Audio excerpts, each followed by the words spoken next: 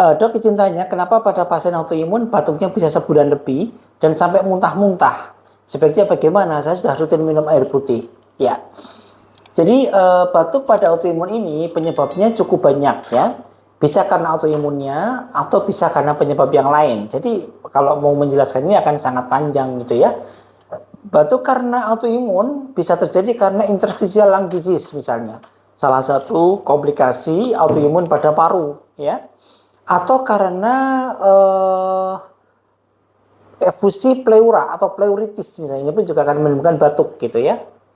Atau penyebab yang lain selain autoimun, ada bronkitis, ada pneumonia ya, kemudian ada asma misalnya. Jadi cukup banyak penyebabnya Mbak Pinky ya. Sehingga perlu dicari penyebabnya dulu nih.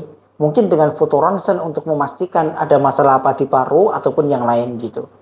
Tetapi ingat bahwa batuk ini pun harus disembuhkan, autoimunnya pun juga harus diperbaiki gitu. Artinya dua-duanya harus jalan ya.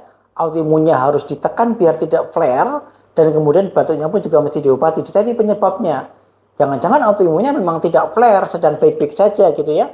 Tapi ada bronkitis, ada pneumonia, ataupun ada yang lain. Maka silakan konsultasikan kembali kepada dokter yang mendampingi, yang menangani untuk dicari penyebab batuknya karena apa dan diberikan obat yang baik.